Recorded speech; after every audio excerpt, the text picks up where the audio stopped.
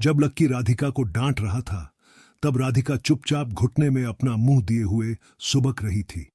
उसने अपने दोनों घुटने मोड़ लिए थे। जैसे ही लक्की ने अपनी बात खत्म की, राधिका ने लक्की से कहा कि अगर वो जी सकती तो फिर मरने के बारे में क्यों सोचती। इतना कहकर जैसे ही राधिका ने लक्की की ओर देखा, तो लक्की ने पाया कि उसकी आंखों में आंसू भर आए थे। आंसू और धूप के मिल जाने की वजह से उसकी आंखें चमक रही थीं। इतनी चमकती हुई आंखों को देखकर कोई सोच भी नहीं सकता था कि ये लड़की आत्महत्या करना चाह रही थी। लक्की ने देखा कि उसका दिल किसी वजह से टूट चुका था और उसका दर्द वो बर्दाश्त नहीं कर पा रही थी। मैंने इसकी बात तो सुनी नहीं और पागलों की तरह बस इसे ही सुनाने लग गया।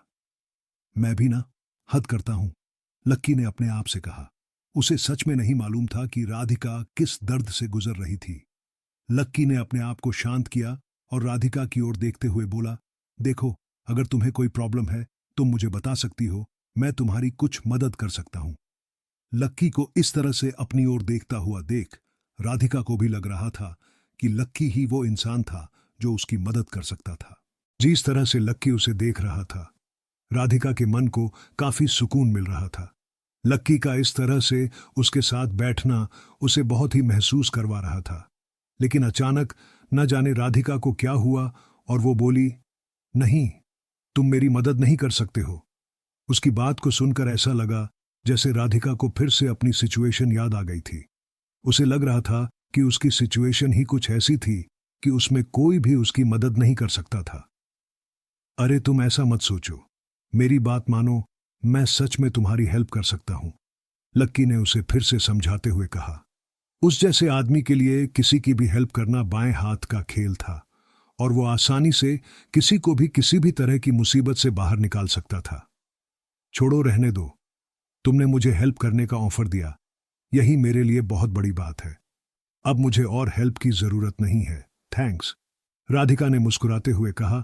हालांकि उसकी मुस्कान में काफी फीकापन था, लेकिन वो लक्की को देखकर ये महसूस कर पा रही थी कि उस आदमी के मन में राधिका के लिए ढेर सारा अपनापन था। ठीक है, लेकिन तुम मुझसे एक बात का प्रॉमिस करो कि आगे से तो ऐसी कोई भी पागलों जैसी हरकत नहीं करोगी, लक्की ने कहा। ठीक है, मैं प्रॉमिस करती हूं, राधिका ने कह तो दिया, लेकिन उसे भी मालूम था कि वो उसका प्रॉमिस निभाने वाली नहीं थी। पर इधर उसके मुंह से प्रॉमिस सुनकर लक्की के दिल को तो तसल्ली मिल गई थी। उसने राधिका को अपना हाथ देते हुए उसे जमीन पर से उठाया और बोला, और हां, आगे से कभी भी इतना महंगा खाना मत खरीदना। मैं जानता हूं तुम्हारी फैमिली इतना महंगा खाना अफोर्ड नहीं कर सकती है। यह सुनते ही राधिका के चेहरे पर शर्म उभर आई और उसने अपना सिर नीचे झुका लिया। उसने अपने दोनों हाथों से अपने कपड़े को पकड़ा और उन्हें निचोड़ते हुए बोली, एक्चुअली मैं हर रोज 30 रुपए से ज्यादा का कुछ भी नहीं खाती हूं, लेकिन आज मुझे लगा कि मैं आखिरी बार कुछ खाने के लिए जा रही हूं, इसलिए मैंने सोचा कि मुझे जितना महंगा हो सके उतना महंगा खाना खाना चाहिए। उसकी मीठी सी आवाज सुनकर लक्की का दिल फिर से पिघल गया था। वो पहले ही उसके चेहरे का मुईद तो हो गया था, लेकिन उसके बाद भी जब उसने राधिका की आवाज सुनी तो उसे लगा कि वो शाम का सूर्यास्त देखते हुए किसी बांसुरी की मधुर धुन सुन रहा था। जब तुम्हें महंगा खाना खाना ही था तो तुमने लार्ज थाली और 2 लस्सी क्यों ऑर्डर की थी? लक्की ने अपने सबसे पहले सवाल का जवाब जानने के लिए राधिका से पूछा। मुझे लगा कि 250 रुपए में सिर्फ एक ही आदमी के लिए खाना खरीदना काफी हो जाएगा, इसलिए मैंने सोचा कि मैं थोड़ा सा बैलेंस बना लेती हूं। और फिर पिछले 2 दिनों से ना मैंने कुछ खाया भी नहीं था। मुझे बहुत भूख लग रही थी, इसलिए मैंने एक लार्ज थाली मंगवा ली थी। राधिका की आवाज उसके हर एक शब्द के साथ और भी सौम्य होती जा रही थी। लक्की का मन कर रहा था कि वो बस राधिका की आवाज को सुनता ही जाए, सुनता ही जाए। अच्छा, तो ऐसी बात है, लक्की ने शर्माती हुई और घबराती हुई राधिका की ओर देखते हुए कहा।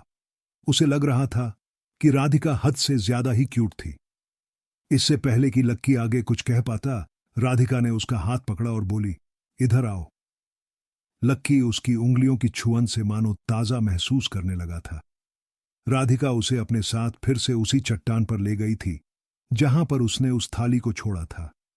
उसने लक्की को एक और बैठने का इशारा किया और फिर अपने हाथ से वो पैकेट लक्की के सामने रखते हुए बोली, लो, खाओ। नहीं नहीं, मुझे नहीं खाना। मैं ठीक हूं, तुम खाओ। तुम्हें भूख नहीं लग रही, पहले तुम खाओ। लक्की ने कहा, मुझे मालूम है कि तुमने भी नहीं खाया होगा। मैंने देखा था, तुम भी वहीं खड़े थे। और वैसे भी इसमें 2 लोग खा सकते हैं आराम से। मैंने अपने हिस्से का तो खा लिया, तुम अपने हिस्से का खत्म कर दो। राधिका ने लक्की की ओर देखते हुए कहा, अच्छा ठीक है, खाता हूं। लक्की ने कहा और उसके हाथ से प्लेट लेकर अपने सामने जमीन पर रख दिया। तुम भी बैठो। लक्की ने राधिका को अपने सामने खड़ा देखकर कहा। उसे ऐसे खड़े हुए देखकर लक्की को अच्छा नहीं लग रहा था। ठीक है, बैठ जाती हूं। राधिका भी आई और उस पत्थर पर लक्की के पास बैठ गई। वो समझ गई थी कि लक्की ने उसे बचाने के लिए बहुत मेहनत की थी और इसलिए उसे काफी भूख भी लग रही होगी। लक्की ने तुरंत अपने हाथ अपने कपड़ों पर साफ किए और खाने के लिए बैठ गया। राधिका उसे खाते हुए देख रही थी। जिस हिसाब से लक्की खाए जा रहा था, राधिका का अंदाजा बिल्कुल सही था। उसने प्लेट का आखिरी दाना भी नहीं छोड़ा। खाते हुए लक्की और राधिका इधर उधर की चीजों के बारे में बात किए जा रहे थे। अच्छा एक बात बताओ, तुमने से पहले इधर भोग क्यों लगाया था? राधिका ने लक्की से पूछा। तुमने मुझे भोग लगाते हुए भी देखा था, कहीं तुम मेरा पीछा तो नहीं कर रहे थे? राधिका ने पूछा। लक्की के पास उसकी इस बात का कोई जवाब तो नहीं था, इसलिए वो उसे देखकर बस मुस्कुरा दिया। राधिका ने उसकी मुस्कान को उसका जवाब समझा और फिर आगे बोली, मैं अपनी मां से ना माफी मांग रही थी। हमारा गांव इसी दिशा में है और मैं जो करने जा रही थी उसके लिए अपनी मां के सामने भोग लगा रही थी मैं। अच्छा, लक्की ने कहा और पैकेट का ढक्कन लगा दिया। खाना खत्म हो चुका था और खाना खत्म होने के साथ ही उन दोनों के बीच में एक दोस्ती की शुरुआत भी हो गई थी। अच्छा, तो क्या हम कल फिर से मिल सकते हैं? लक्की ने अपना सिर खुजाते हुए कहा। राधिका देख पा रही थी कि लक्की के गाल हल्के से लाल हो गए थे। राधिका को भी उसका साथ अच्छा लग रहा था। उसे बातें करके राधिका को महसूस हुआ कि लक्की काफी सीधा और सहज आदमी था। लक्की भी राधिका को हर हाल में बचाने के लिए तैयार नजर आ रहा था। न जाने क्यों, लेकिन उसके अंदर से ये आवाज आ रही थी कि वो उसे हर उस मुसीबत से दूर रखे और उसे अपनी बाहों में समेट ले। अगर राधिका उसे आज के बाद कभी नहीं मिलती तो लक्की का ना शायद दिल बैठ जाता। बहुत दिनों के बाद तो उसे अपने आसपास कोई अच्छा इंसान मिला था जिसके साथ वो घंटों बिताकर बातें कर सकता था। उधर राधिका को भी इस चीज की उम्मीद नहीं थी कि लक्की उससे इतनी जल्दी फिर से मिलने के लिए पूछ लेगा। इसलिए उसके गाल भी लाल हो गए थे और उसने कहा, हाँ हाँ बिल्कुल, हम मिल सकते हैं कल। लक्की मुस्कुराया और राधिका की नजर से अपनी शर्म को बचाने के लिए ढलते हुए सूरज को देखने लगा। राधिका की आंखें भी उसी ओर घूम गई थीं। इधर अगले दिन लक्की ने अपनी क्लास खत्म की और दोपहर में गार्डन से होते हुए उस तालाब के पास आकर बैठ गया। उसने देखा कि उस चट्टान पर आज फिर कोई बैठा हुआ था। लक्की का दिल उस इंसान को देखते ही जोरों से धड़कने लगा था और वो हल्के कदमों से उसकी ओर बढ़ने लगा। उसे लग रहा था कि कहीं उसे मारे खुशी के हार्ट अटैक ही ना आ जाए। चट्टान पर एक लड़की थी जिसने अपने बालों को गर्दन से आगे की ओर मोड़ लिया था। लक्की के कदमों की आवाज सुनते ही जैसे ही वो पलटी, लक्की ने देखा कि वो राधिका ही थी। वो लक्की को देखकर खड़ी हो गई। लक्की ने देखा कि उसके हाथ में एक लाल और पीले रंग की थैली थी। लक्की जैसे ही उसके पास पहुंचा, राधिका ने वो थैली उसकी ओर बढ़ाते हुए कहा, ये तुम्हारे लिए। लक्की उस थैली को देखकर सरप्राइज हो गया था। उसका चेहरा खुशी के मारे खिल उठा था। उसने थैली खोलकर देखा तो उसमें लीची, चीकू और अमरूद रखे हुए थे। उनके ऊपर पानी के छींटे लगे थे जिससे वो ताजे नजर आ रहे थे। अरे तुम मेरे लिए ये सब लेकर आई हो, लेकिन इसकी क्या जरूरत थी यार? ये सब बहुत महंगे लग रहे हैं। प्लीज आगे से इतना महंगा कुछ मत लेकर आना। इनफैक्ट कुछ लेकर ही मत आना। बस तुम आ जाना, लक्की ने कहा। उन फलों को देखकर उसका दिल सच में बहुत खुश हो गया था। जानता था कि बाकी लोगों के लिए फल खाना बहुत ही आम बात थी, लेकिन राधिका के लिए तो फल भी किसी मिठाई से कम नहीं थे। ये सब इतने भी महंगे नहीं है जितने तुम सोच रहे हो। इन सब का तो अभी सीजन चल रहा है, इसीलिए इनका रेट ज्यादा नहीं है।